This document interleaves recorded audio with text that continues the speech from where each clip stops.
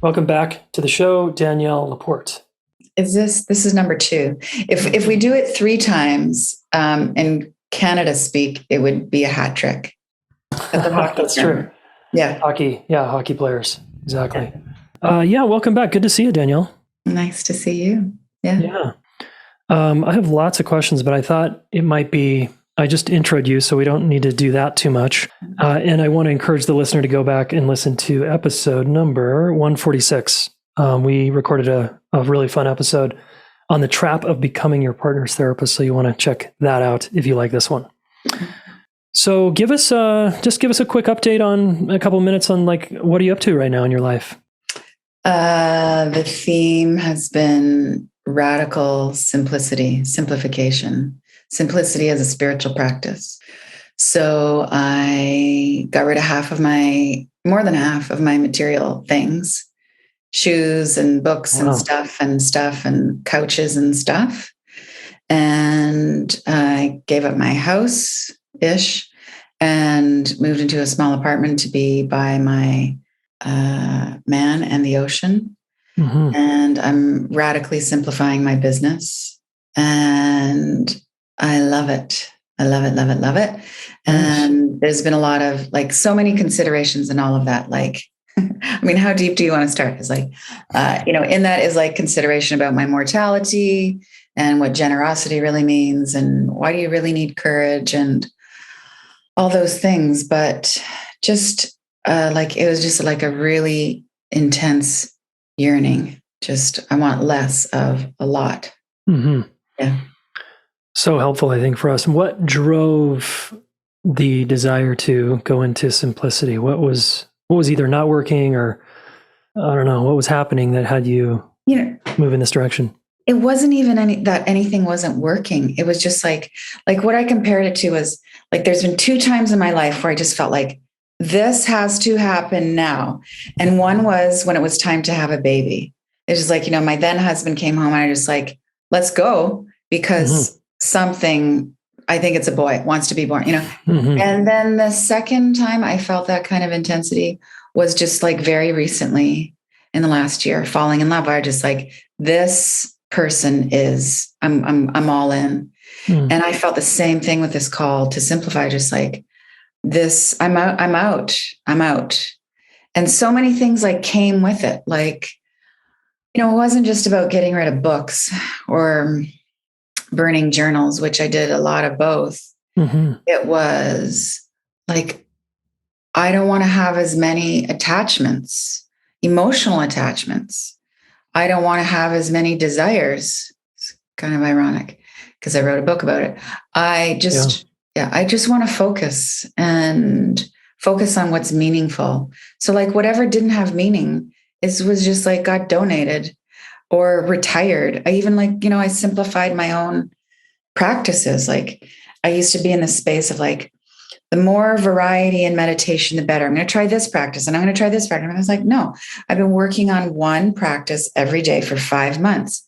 I'm learning so much more, expanding so much more than ever before. Cause just depth, quality over quantity. And,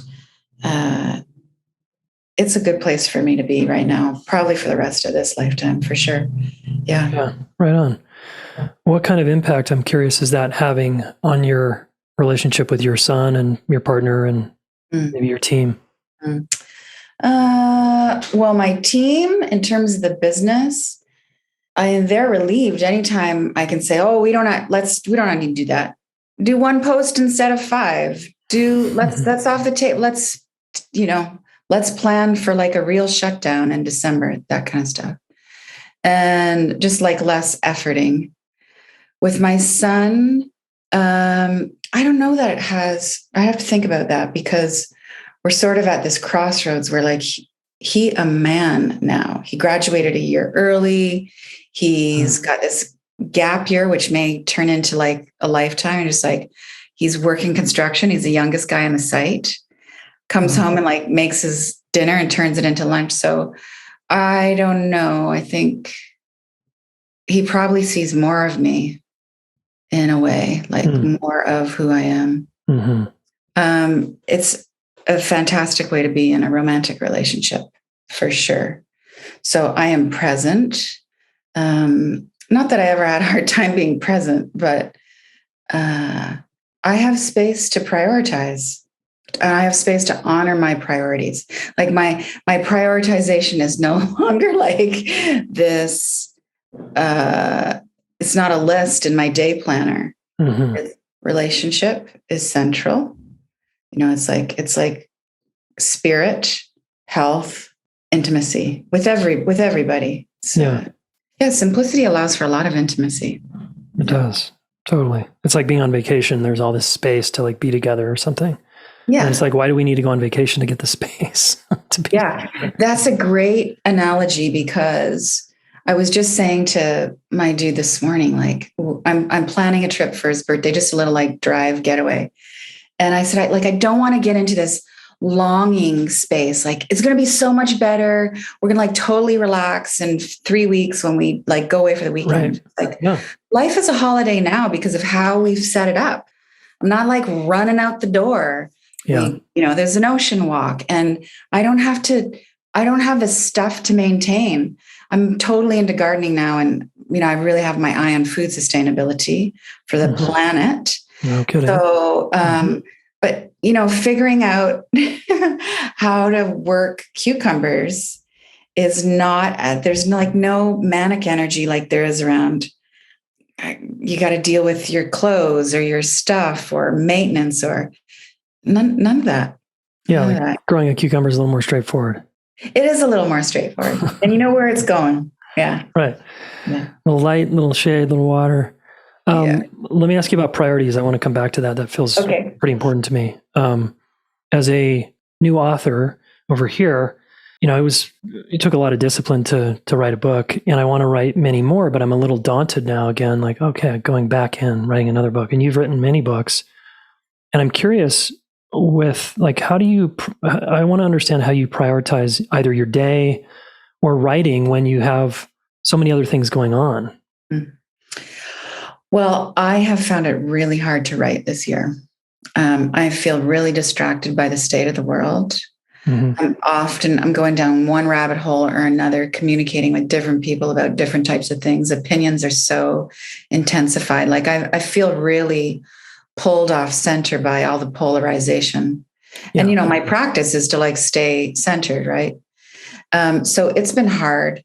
And I've noticed I want to do dumb things in the middle of important moments where just like, I'll just be finishing up a chapter and I'll be like, I want to go shopping for some pants, and whenever I get distracted, I know it's because of fatigue, or I just really, instead of giving into that distraction, I need to do something to just get recentered.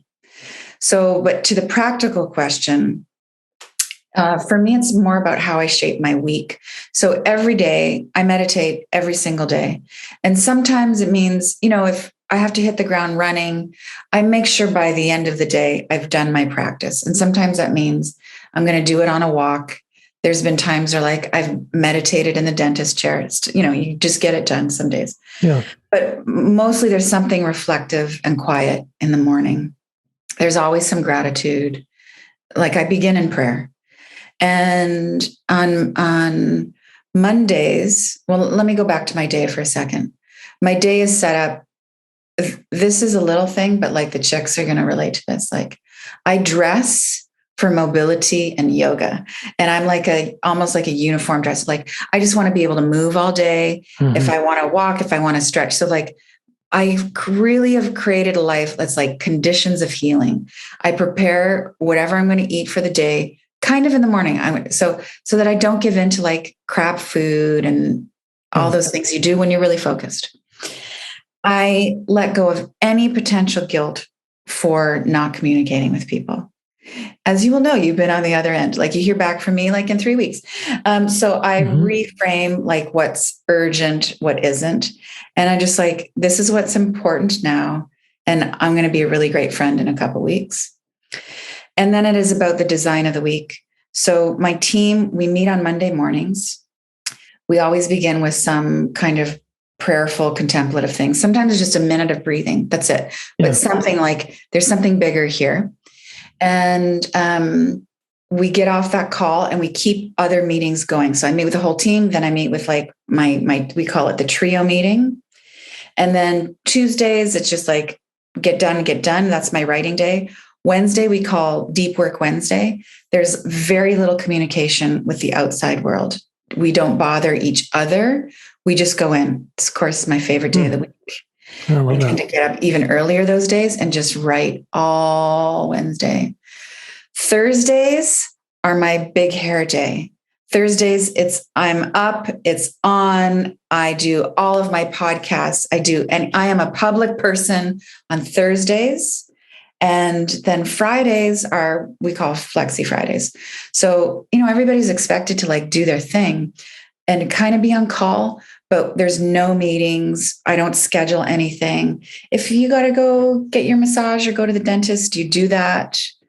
And and then we have big chunks of breaks.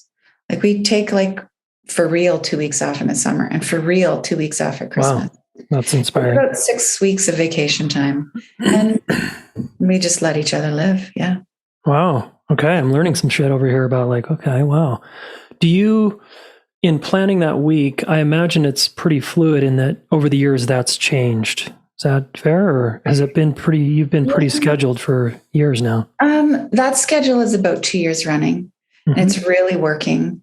I really, really want to get into a 4-day work week, like for reals. Like Fridays just really become living. I really think the world should do what it wants to do.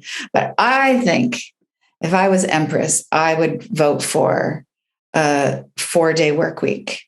And it's just like, this is statistically proven to work. Like you focus more, you have more time for nourishment and family and like living instead of being like this working being, you're a living being. So I really want us to get us in that direction. But we're often in launch mode and really been cleaning a lot up over the last couple of years and just riding the wave of global upheaval. Yeah. Yeah. It's intense right now. Yeah. How do you, I guess, have you noticed your message change since COVID? Or is it? It's a great question. Or what has changed about it, if so? Well, all I want to talk about is unity consciousness. Yeah. So 2 things have shifted. Like I rarely overtly speak about current events. So it's there. You just have to just lean in a little bit. You can hear what I'm saying, but I've never even used the name of the thing that's spreading around the planet. Like I want to focus on the heart and not get distracted by this drama. So I become a more gentle person, much more gentle person in the last 4 or 5 years. That really affects how I show up. I'm a different person than I was. And united we stand. I mean, this is all, and this is, if I just have like 15 minutes on my soapbox, we did not get the message around unity and working together and the beginning of this world health crisis. We missed it. Yeah.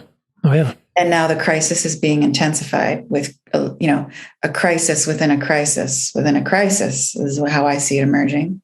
Yeah. And there's sides somehow. There's sides. That's right. And my guess, not hope, but my guess is that the crises will continue to multiply until we wake up. And it is in disaster. We know this. Anybody who's been through their own dark night or an earthquake knows that it is those struggles that bring you together and you finally get your priorities straight. But it is so heartbreaking how fucked our priorities are right now. We're in the most unifying situation in human memory that any of us can remember. Should be the most unifying thing, has become the most polarizing thing. Yeah. We are not getting it. Lots of us, lots of people getting it. waking up in different ways for different reasons, different degrees of suffering, different motivations, inspirations, different gods, whatever it is. I think, we're seeing light and dark in equal measure, and the light will always win. The light wins. The light wins. But here we are. Yep, here we are, polarized as ever. How to take it to the individual level, the listener here, what would you say to the listener if you could give them like one piece of advice right now on how to like move more towards the unity consciousness versus polarization? Remember why you love someone. Remember why you love somebody. The person that you're arguing with now, the person that you're against or you're for, or the person who you perceive to be attacking you. Just at this level, this really human level, remember why you fell in love. Remember the vacation. Remember that they loaned you $200. Remember the laughs. Remember, it's there. You go back and you generate that warm, luminous awareness in your heart center. And you see them through the eyes of your heart, not the eyes of your ego, which is just, the shadow right now is just, the shadow is all about dividing. All it wants to do is talk about the pain body conversation. Yeah. This is, I think, what's really happening. So remember why you love someone and just melt, let yourself melt.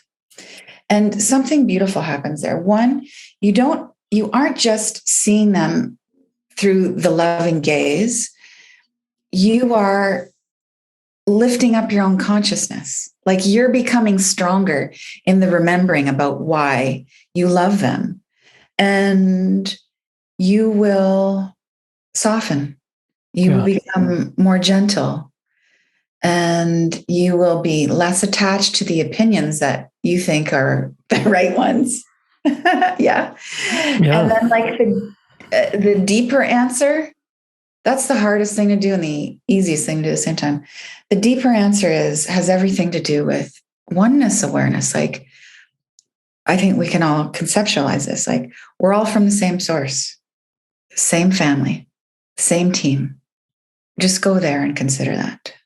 And my practice has been, I've really had to ask myself, like, am I an activist? I don't know. I know that everything I see is like a reflection of my own inner battle. That's how meta I have to get with it. Mm-hmm.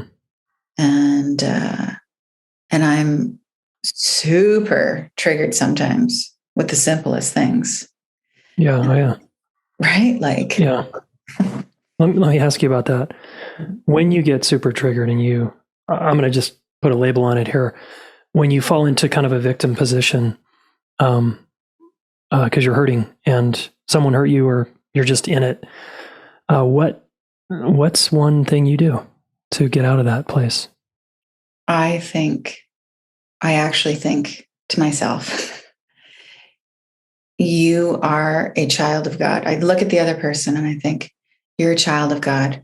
You are a ray of light from the divine, just like me. And then I can pause. Then I don't move into attack mode.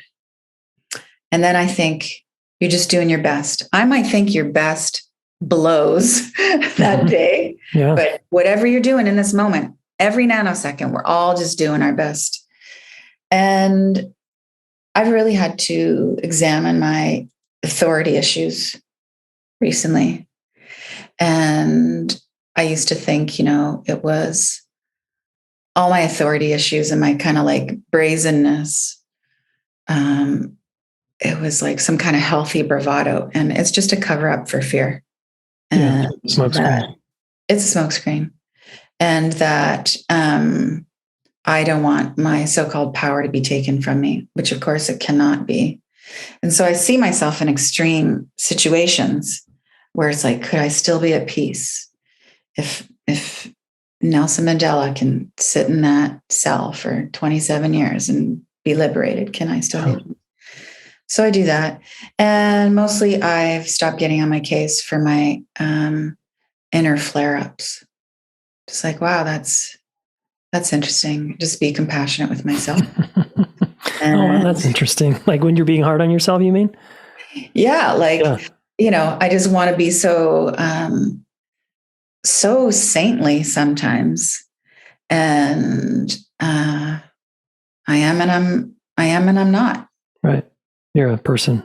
I'm this today. I'm this right now. Yeah.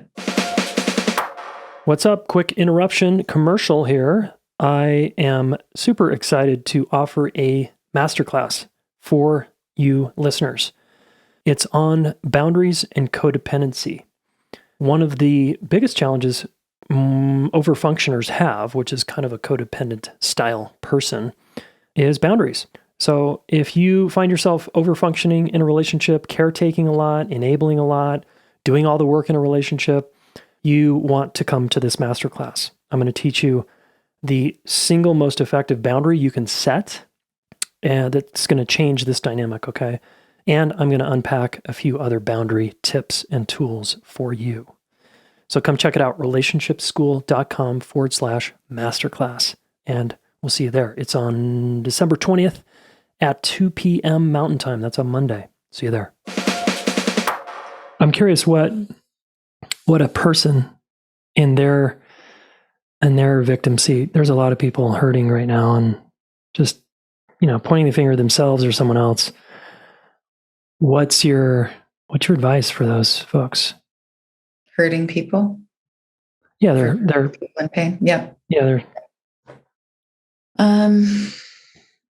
well, to have compassion for your pain, because I think lots of people who consider themselves to be on the path, we experience pain, and then there's this immediate criticism or judgment that comes in that I shouldn't be feeling this way, or I'm not evolved because I feel this way, or I'm going to damage myself, or this is bad karma, or it's going to affect what I manifest, Right.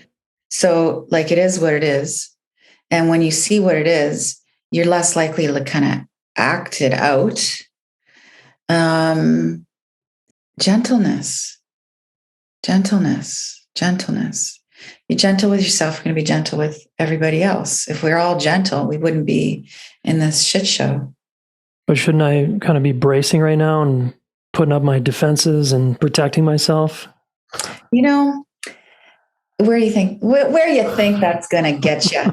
I see and hear a lot of people I'm going to protect my rights and buy guns, and what's it called in the States? Is that the right to bear arms? Is that the Second Amendment? Or I think so. Okay, whatever it is. I'm Canadian. So. Well versed. Listen, I believe in the right to bear arms. I believe in rights, but I see these, the so-called woke or the unwoke. Now woke is not the cool thing. It's okay, it's all this new lexicon, whatever. I don't care. It's what do you think is going to happen when you're armed? Someone's going down and you think it's going to be okay that it's the other person. I understand we want to protect ourselves. There are other ways, these old ways of protecting ourselves have created this mess. Mm-hmm.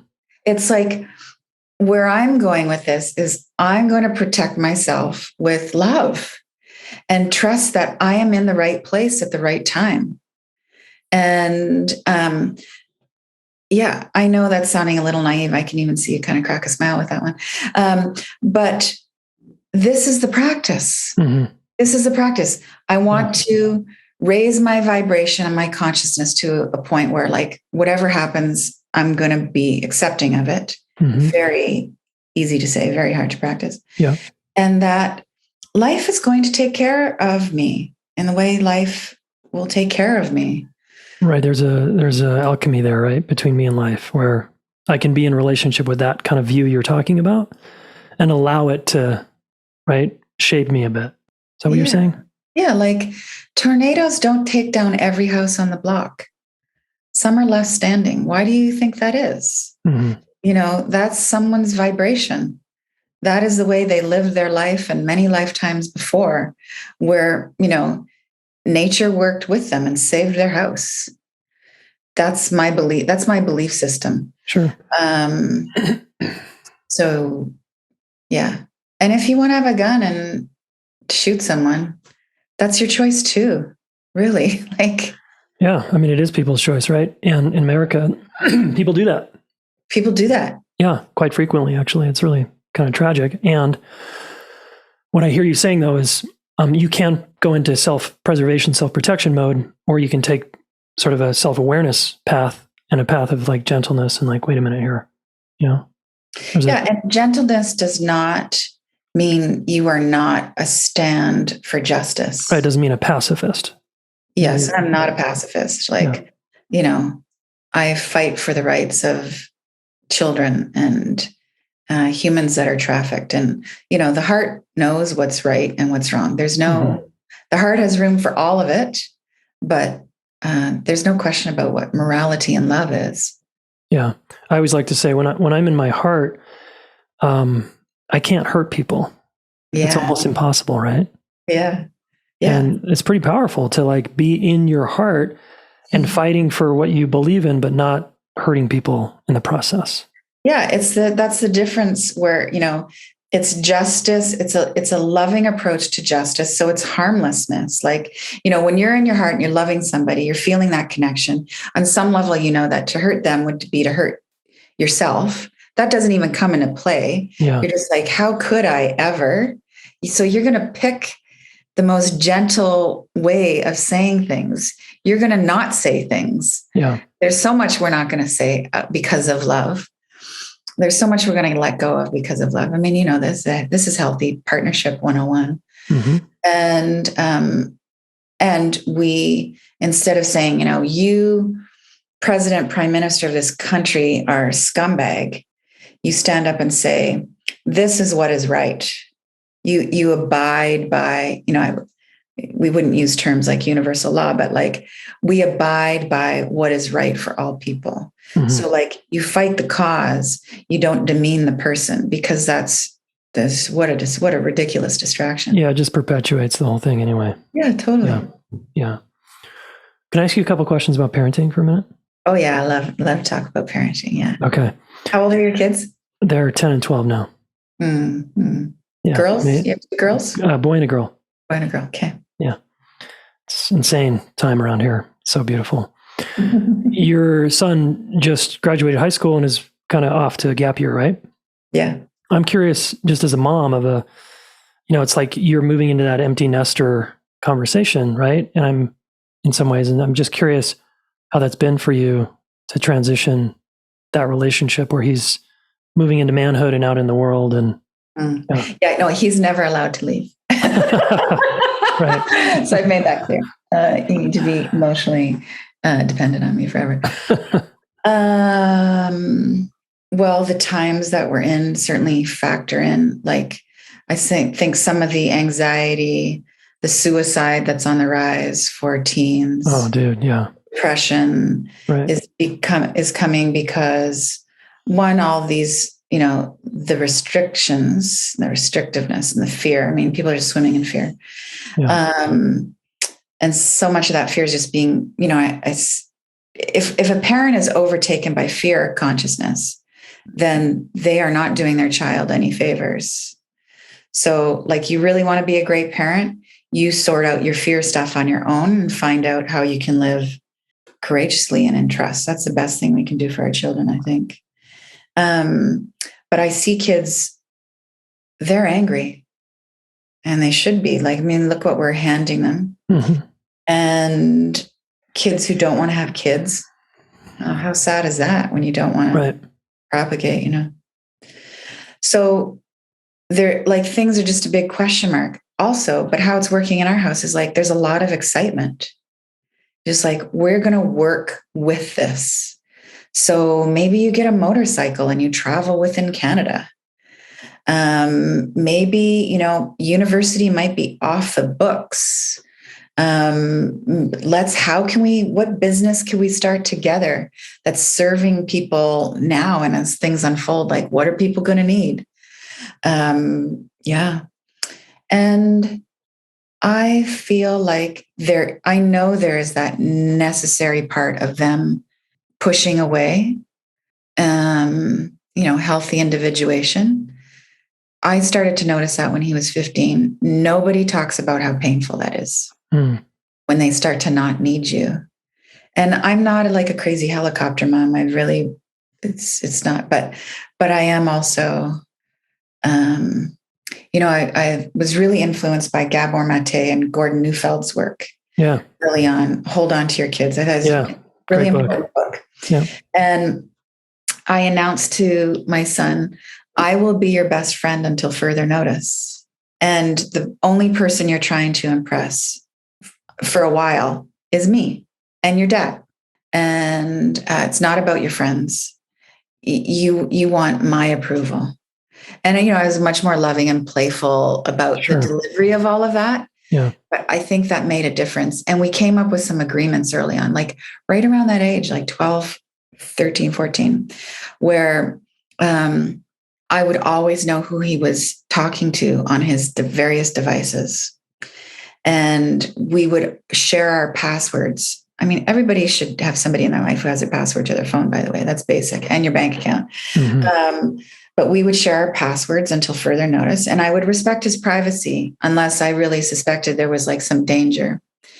And we made an agreement that I wouldn't get any guff back from him when I said, who are you texting? And so there's like no attitude. I just say, I ask the question, he'll tell me, and that's good to know. Okay. What are you talking about? Mm-hmm. Who are you meeting? Who's going to be there? All that kind of stuff. And the pushback is real. My son and I have a great relationship. We're close. And so I think he'd be okay with me telling you this. Because we're so close, his individuation just comes in the form of being really annoying. So like he's just kind of annoying sometimes. To just create that necessary, healthy gap. I'm just like, all right, You're working to piss me off. Okay, it's okay. I get it. Yeah.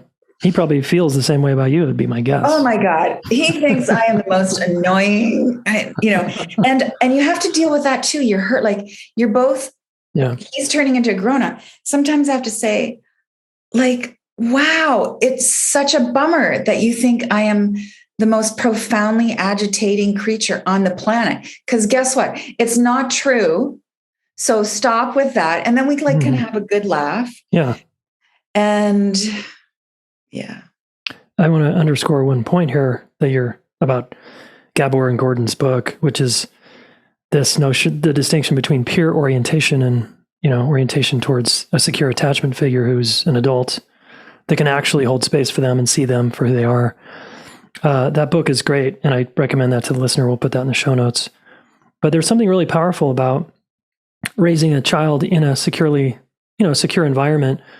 You want, when the kid gets hurt out in life by whoever, whatever, the place you want them to go is home, not to their peers. Yes. And that's sort of the core message of the book. And I think that's so many kids, how many of us listening grew up in homes where it wasn't safe at home? Like we went to our peers because we felt safe with them. And, there's arguments to be made here, but I know our family's making the commitment that this is the safe place to be right here when you get beat up by life. This is where you come to recover. Yes. And for that to work, you can't have any shaming and everything's got to be accepted when they come. And it's got to be cool. And privacy has to be respected. I mean, there's things that, have gone down. Like we don't have many rules. But things like most parents be like, you what? And I'm just like, okay, all right, let's work with this. Right. And then he'll come back the next time, and I tell him some of my stuff too. Like, this is how I messed up, or this is the pain I'm in, or it's not your job to fix it, but this is me being. Being real. Yeah. Nice. Yeah. Super cool. I wanted to come back to and then answer that question if there is one more thing or two more things, but the teen suicide. Yes. Are you getting that info not just from the news, but from your actual kid who's a teenager? Do you see his peers and or him really struggling with social media, and how do we navigate this comparison game that social media has created for young people? Or what do you think is going on with the teen suicide rate going up? And there's a couple layers to this. One is that, so there's been nobody in my son's circle who has committed suicide. However, I am shocked and heartbroken by the number of kids who are on head meds. And like, hey, it's no big deal. It's just like, she's taken Ativan and she's on Prozac and he's on Zoloft. And I'm just like, what? I was shocked when this, I got into the school system and started hearing what's going on in the peer groups. Yeah. And there's so many other ways to deal with all of this stuff. And I don't think, medication is got to be the proper response for some individuals, but this is its own epidemic. Yeah, it's huge. We have gone so many kids on drugs. Yeah.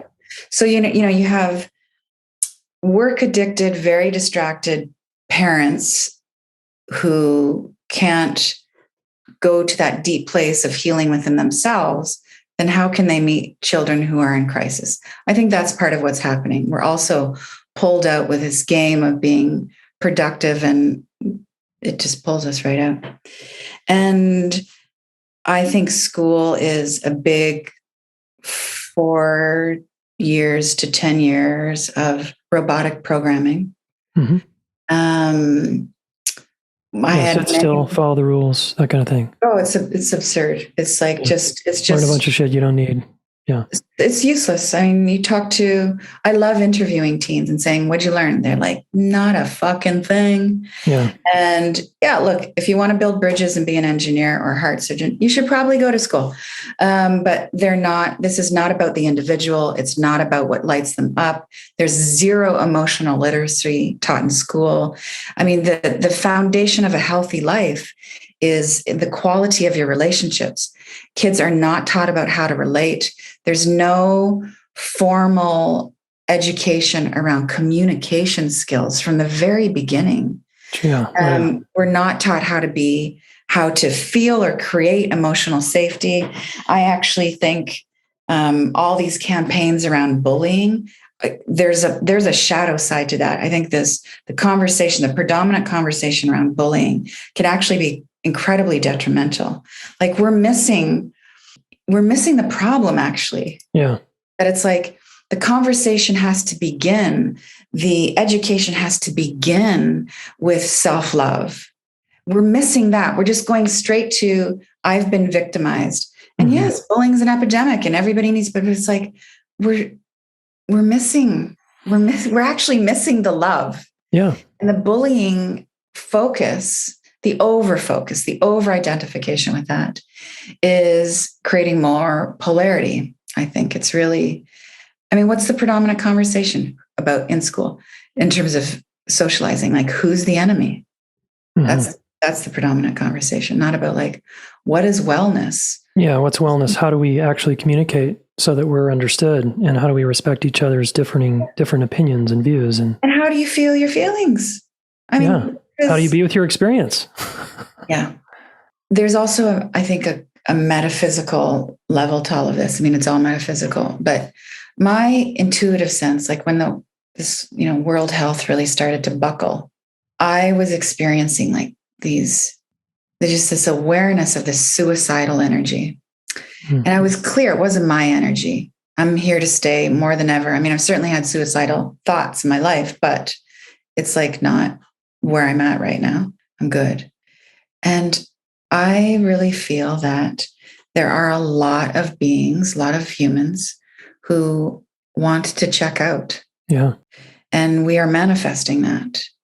And a being is a being. It doesn't matter if you are 3 or if you are 79 years old. Your soul is helping you make choices, and you have a shadow and a light side to be integrated, and your spirit will choose for you. And I think it's not just teens. I think there's so much suffering. People are having a hard time seeing their way through and want off this ride. And, I live that way, not in terms of suicidal considerations, but I live most of my life thinking, I want out of here. Wow.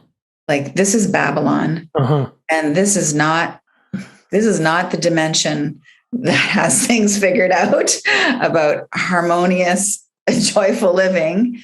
I want to go back to whatever star I came from. This is ridiculous. This is so painful here.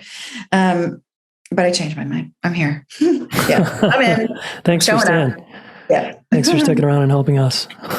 No problem. So what's as we wind down here, what would be, I guess, because of all this suffering out there, what, just for the listener, what can they do to relate to it, meet it, take good care of themselves? Yeah. Would you advise there? Well, I have an exercise. I have these heart-centered facilitators who are teaching this curriculum around reflective living. And we have this exercise called personal to transpersonal pain, and everybody can just do this now in like 2 minutes, where, you think about something in your life that's causing you pain, the agitation, like what's a fear? Everybody's got some kind of fear right now. Mm-hmm. And then you just kind of lift your consciousness out a bit to consider who else has the same fear or is living in the same kind of circumstance. Okay, take it out a little further. Who's had this fear or in this same kind of suffering for an extended period of time? And you start to kind of soften in both directions. You're like, oh, I don't have it that bad, but I can make space for my struggling. And then you're just like, wow, somebody else has it just as bad, if not worse, for a longer period of time. And you start to move into like, that oneness awareness. Mm-hmm. And then ideally we move into like, how are we going to include everybody? We all have heard concepts around like to give is to receive. And there's two parts of this, I think, to be aware of. One is like, you can't give in order to get. You can't. So I think we can all wrap our heads around this. It's like, you're not giving love to get the love. You're not giving the donation to get the public notoriety. But there can still be something within us, unspoken, that we're wanting to receive back, whether it's like, I want divine favor from the Lord. This is going to get me into heaven. Or I want to burn some karma. It's just like, no, we just give. And we're going to be wobbly at first, the giving. There's going to be like hooks and expectations. I think, we know this in the beginning of romantic relationships, even of just like, oh, if I do a little bit of that, I'm going to get a little bit of that. Eventually you see that that's a losing equation, and that you really do start to love, because that's what love does. Like, it's just like it's moving through you, and, and you can't tell when you're giving and when you're receiving, because you're just really in this field of love. Yeah. And I think that is the answer for our suffering. So if you have to give in order to receive for a while, it's worth a try. But the aim is that we give because we know we're all connected. And that just like, when your heart's open, you can't hurt somebody that you love. Yeah. It's just like, I can't think about how I'm going to put food on my table and not think about how you're going to put food on your table. I can't think about my immune system and my wellness and my freedom and my courage and all of that without thinking about your immune system and your liberty and your future and all of that. Like, I got to include you in my aspirations. That's the only way. Yeah. It's very relational, right? It's kind of moving from the personal, like you said, to transpersonal, or the self to other, right? Which kind of makes sense on a planet of 7 billion people, that it would all be about relationships. Yeah. I would think so. Yeah. We're in this together. Why not think and consider about other people, right? Yeah. It will require some sacrifice, though. Mm-hmm. Oh yeah, it's like a relationship. Like, if it's all about me, I wouldn't choose to be married, right? I'd just go do my own single thing. Right. Mm-hmm. Danielle, one more question for you. Mm-hmm. I ask every guest this: if I had a room full of 1,000 teenagers, and I could only share one thing with them about love and relationships, and you were whispering in my ear, what would you want me to tell them? What would I want you to tell 1,000 teenagers? Yeah. Well, I can give you like the cheeky answer, which is like, whatever you want to tell them, because it's you. Like, you've got to tell them what's in your heart in that moment, what works for you. Everything you want in life comes from giving. Okay. Thanks, Danielle. Where can this crew that's listening to us right now, where can they find you? I'm at DanielleLaPorte.com. I'm at Danielle LaPorte on Instagram. I'm on Facebook, and I have a beautiful membership called Heart Centered, which has really become a place of solace and refuge for a lot of us. And we get deep. We get deep every other week. Yeah. Beautiful. All right. We'll put all that in the show notes. Go check her out, folks. Thanks again for this tender and sweet connection here and sharing, your world with us. Thank you, Jason. Thank you, everybody listening, watching. Action step. Go to DanielleLaPorte.com. Check her stuff out, of course, like all my guests. And then there's a couple things I really liked. One, I'm just sort of underscoring this thing around simplicity. God damn, we're all so busy and full these days, and it can feel really overwhelming and stressful. So what is one action step you can take to simplify your life? Maybe it's just saying no this week to someone. Maybe it's saying yes to yourself, taking a nap. Or maybe it's not going anywhere for the holidays.